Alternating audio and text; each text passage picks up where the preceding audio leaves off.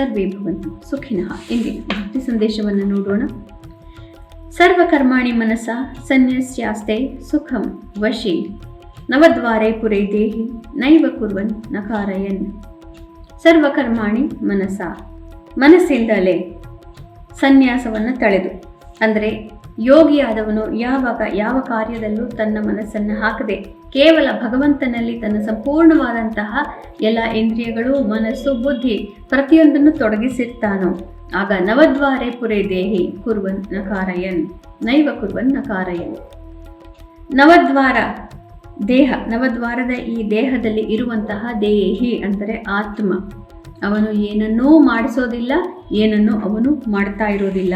ಕೇವಲ ಇಂದ್ರಿಯಗಳು ನಮ್ಮನ್ನು ಆ ರೀತಿ ಆಟ ಆಡಿಸೋಕ್ಕೆ ಪ್ರಯತ್ನ ಪಡ್ತಾ ಇರುತ್ತೆ. ಅದು ಪ್ರಕೃತಿಯ ಧರ್ಮ. ಅದನ್ನೆಲ್ಲದನ್ನು ಮೀರಿದವರಿಗೆ ಮಾತ್ರ ಮೋಕ್ಷ ಸಾಧ್ಯ ಅನ್ನುವಂತಹ ಸತ್ಯವನ್ನು ತಿಳಿದುಕೊಳ್ಳೋದಕ್ಕೋಸ್ಕರ ಮತ್ತು ಸಂಪೂರ್ಣವಾಗಿ ಅರಿತುಕೊಂಡು ಅದರ ಪ್ರಕಾರ ನಡೆದು ನಾವು ಯಾವಾಗ ಆ ಯೋಗ್ಯತೆಯನ್ನು ಸಂಪಾದಿಸ್ತೀವೋ ಆವಾಗ ಮಾತ್ರ ಪ್ರಕೃತಿಯ ಅನುಗ್ರಹ ನಮಗೆ, ಮಹಾಮಾಯೆ ಮಹಾಲಕ್ಷ್ಮಿಯ ಅನುಗ್ರಹ ನಮಗೆ ಆದಾಗ ನಮಗೆ ಸಂಪೂರ್ಣವಾಗಿ ಬಂಧ ಮೋಕ್ಷವಾಗುತ್ತೆ. ಅದನಂತರ ನಾವು ಭಗವಂತನ ಧಾಮದಲ್ಲಿ ಸಂಪೂರ್ಣವಾಗಿ ನಮ್ಮ ಆತ್ಮ ಶುದ್ಧವಾಗಿ ಅಲ್ಲಿಯೇ ನಾವು ವಾಸವನ್ನು ಮಾಡಲಿಕ್ಕೆ ಪ್ರಾರಂಭ ಮಾಡ್ತೇವೆ. ಪುನಃ ನಮಗೆ ಭೂಲೋಕಕ್ಕೆ ಬರುವ ಅಗತ್ಯ ಇರೋದಿಲ್ಲ. ಇಂದು ಶ್ರೀ ವಿಶ್ವಾವಸು ನಾಮ ಸಂವತ್ಸರೆ ಉತ್ತರಾಯಣೆ ಶಿಶಿರ ಋತವು ಮಾಘ ಮಾಸೆ ಕೃಷ್ಣ ಪಕ್ಷೆ. ಇಂದು 10ನೇ ತಾರೀಖು ಮತ್ತು ಇಂದು ಕೂಡ ಅಷ್ಟಮಿ ತಿಥಿ ಮಂಗಳವಾರ ಹಾಗೂ ಇಂದು ಕೂಡ ವಿಶಾಖ ನಕ್ಷತ್ರ. ಇಂದಿನ ಭವಿಷ್ಯವನ್ನು ನೋಡೋಣ. ವಿಶಾಖ ನಕ್ಷತ್ರದ ಅಧಿಪತಿ ವಕ್ರಿ ಗುರು ಅಂತ ಹೇಳಿದ್ದೇವೆ. ಆದ್ದರಿಂದ ಒಳ್ಳೆಯದು ಮಾಡಬೇಕು ಅನ್ನುವಂತಹ ಬುದ್ಧಿ ಇವತ್ತು ಎಲ್ಲರಿಗೂ ಇದ್ದೇ ಇರುತ್ತೆ. ಆದರೂ ಕೂಡ ಇವತ್ತು ಸ್ವಲ್ಪ ವಕ್ರವಾಗಿ ಬೇರೆಯವರಿಗೆ ಕಷ್ಟವಾಗುವ ರೀತಿಯಲ್ಲಿ ನಾವು ಒಳ್ಳೆಯದನ್ನು ಮಾಡಲಿಕ್ಕೆ ಹೋಗ್ತಾ ಇರ್ತೇವೆ ಅನ್ನೋದನ್ನು ನಾವು ಅರ್ಥ ಮಾಡಿಕೊಳ್ಳಬೇಕು. ಬೇರೆಯವರಿಗೆ ನಮ್ಮಿಂದ ತೊಂದರೆ ಆಗ್ತಾ ಇದೆ, ಹಿಂಸೆ ಆಗ್ತಾ ಇದೆ ಅನ್ನೋದನ್ನು ಇವತ್ತು ನಾವು ಅರ್ಥ ಮಾಡ್ಕೋಬೇಕಾಗುತ್ತೆ. ಮೇಷರಾಶಿಯವರಿಗೆ ಮಧ್ಯಾಹ್ನದ ತನಕ ಮನಸ್ಸಿಗೆ ನೆಮ್ಮದಿ ಪ್ರಾಪ್ತಿ, ಎಲ್ಲವೂ ನೀವು ಹೇಳಿದಂತೆ ನಡೆಯುತ್ತೆ. ಮಧ್ಯಾಹ್ನವಾದ ನಂತರ ಮನಸ್ಸಿಗೆ ತೊಂದರೆ ಆಗೋದಿದೆ. ಆದ್ದರಿಂದ ಮುಖ್ಯ ನಿರ್ಧಾರಗಳು ಮಧ್ಯಾಹ್ನವಾದ ಮೇಲೆ ಬೇಡ. ವೃಷಭ ರಾಶಿಯವರಿಗೆ ಬೆಳಗ್ಗೆ ಮಧ್ಯಾಹ್ನ ಎಲ್ಲವೂ ಕೂಡ ಇಂದು ಶುಭಕರವಾಗಿಯೇ ಇದೆ. ಬೇರೆಯವರಿಂದ ಸಹಕಾರ ನಿಮಗೆ ಪ್ರಾಪ್ತಿಯಾಗುತ್ತೆ, ಶತ್ರುಗಳು ಹಿಮ್ಮೆಟ್ಟುತ್ತಾರೆ. ಮಿಥುನ ರಾಶಿಯವರಿಗೆ ಮಧ್ಯಾಹ್ನದವರೆಗೂ ಸ್ವಲ್ಪ ಕಷ್ಟಕರವಾದಂತಹ ದಿವಸ. ಅದಾದ ನಂತರ ಮಧ್ಯಾಹ್ನದ ಮೇಲೆ ಮನಸ್ಸಿಗೆ ನೆಮ್ಮದಿ ಪ್ರಾಪ್ತಿ, ಬೇರೆಯವರಿಂದ ಇವತ್ತು ಸಹಕಾರ ಪ್ರಾಪ್ತಿ. ಕರ್ಕ ರಾಶಿಯವರಿಗೆ ಮಧ್ಯಾಹ್ನದವರೆಗೂ ಕೂಡ ನಾನಾ ರೀತಿಯ ಯೋಚನೆಗಳು ನಿಮ್ಮನ್ನ ಕಾಡ್ತಾ ಇರುತ್ತೆ. ಮಧ್ಯಾಹ್ನವಾದ ನಂತರ ಹಣಕಾಸಿನ ವಿಚಾರಗಳ ಬಗ್ಗೆ ಸ್ವಲ್ಪ ತಲೆಬಿಸಿ ನಿಮಗೆ ಹೆಚ್ಚಾಗತ್ತೆ.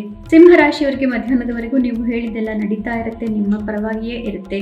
ಮಧ್ಯಾಹ್ನವಾದ ನಂತರ ಒಮ್ಮೆಲೆ ಮನಸ್ಸಿಗೆ ನೋವಾಗುವಂತಹ ಅಥವಾ ಬಹಳ ಭಾವುಕತೆಯನ್ನು ತರುವಂತಹ ಸಂದರ್ಭಗಳನ್ನು ನೀವು ಎದುರಿಸಬೇಕಾಗಿ ಬರಬಹುದು. ಕನ್ಯಾ ರಾಶಿಯವರಿಗೆ ಮಧ್ಯಾಹ್ನದವರೆಗೂ ಕೂಡ ಮನೆಯ ಜವಾಬ್ದಾರಿಗಳು ತುಂಬಾ ಹೆಚ್ಚಾಗಿರುತ್ತೆ, ಕುಟುಂಬದ ಜವಾಬ್ದಾರಿ.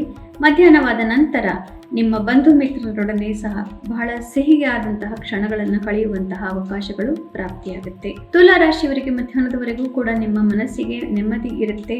ಮಧ್ಯಾಹ್ನವಾದ ನಂತರ ನೀವು ಅದೇ ನೆಮ್ಮದಿಯನ್ನು ನಿಮ್ಮ ಪ್ರೀತಿ ಪಾತ್ರರೊಡನೆ ಹಂಚಿಕೊಂಡು ಕುಟುಂಬದವರೊಡನೆ ಹೆಚ್ಚಿನ ಸಮಯವನ್ನು ಕಳೆದ್ರೆ ಇವತ್ತು ಒಳ್ಳೆಯದು. ವೃಶ್ಚಿಕ ರಾಶಿಯವರಿಗೆ ಮಧ್ಯಾಹ್ನದವರೆಗೂ ನಾನಾ ರೀತಿಯ ಯೋಚನೆಗಳು, ಭಯಗಳು ಕಾಡ್ತಾ ಇರುತ್ತೆ. ಬಂಧು ಮಿತ್ರರು ನಿಮ್ಮ ಪರವಾಗಿ ಇಲ್ಲವೇನೋ ಅಂತ ಬಹಳನೇ ಮನಸ್ಸಿಗೆ ವ್ಯಾಕುಲತೆ ಇರುತ್ತೆ. ಮಧ್ಯಾಹ್ನವಾದ ನಂತರ ಎಲ್ಲವೂ ಬಗೆಹರಿದು ಮಾರ್ಗದರ್ಶನ ಪ್ರಾಪ್ತಿಯಾಗುತ್ತೆ. ಧನುರಾಶಿಯವರಿಗೆ ಮಧ್ಯಾಹ್ನದವರೆಗೂ ಎಲ್ಲವೂ ಸರಿಯಾಗಿದೆ, ಮನಸ್ಸಿಗೆ ಅತಿ ಹೆಚ್ಚಿನ ನೆಮ್ಮದಿ ಪ್ರಾಪ್ತಿಯಾಗುತ್ತೆ.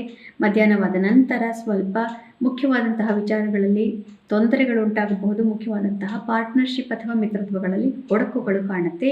2 ದಿನ ಯಾವ ನಿರ್ಧಾರಗಳು ಬೇಡ. ಮಕರ ರಾಶಿಯವರಿಗೆ ಮಧ್ಯಾಹ್ನದವರೆಗೂ ಕಾರ್ಯಕ್ಷೇತ್ರದ ಜವಾಬ್ದಾರಿಗಳು ಕಾಡ್ತಾ ಇರುತ್ತೆ. ಮಧ್ಯಾಹ್ನವಾದ ನಂತರ ಬಂಧು ಮಿತ್ರರೊಡನೆ ಸರಸ ಸಲ್ಲಾಪ, ಇಷ್ಟಾರ್ಥ ಸಿದ್ಧಿ. ಕುಂಭರಾಶಿಯವರಿಗೆ ಮಧ್ಯಾಹ್ನದವರೆಗೂ ಕೂಡ ಸ್ವಲ್ಪ ಅದೃಷ್ಟದಲ್ಲಿ ಪರೀಕ್ಷೆ ನಡೀತಾ ಇರುತ್ತೆ. ಮಧ್ಯಾಹ್ನವಾದ ನಂತರ ಕಾರ್ಯಕ್ಷೇತ್ರದಲ್ಲಿ ಒಮ್ಮೆಲೆ ನೀವು ಯಶಸ್ಸನ್ನು ನೋಡಬಹುದು. ಮೀನರಾಶಿಯವರಿಗೆ ಮಧ್ಯಾಹ್ನದವರೆಗೂ ಸ್ವಲ್ಪ ಮನಸ್ಸಿಗೆ ಕಿರಿಕಿರಿ ಇರುತ್ತೆ. ಮಧ್ಯಾಹ್ನವಾದ ನಂತರ ಭಾಗ್ಯೋದಯವಾಗುತ್ತೆ.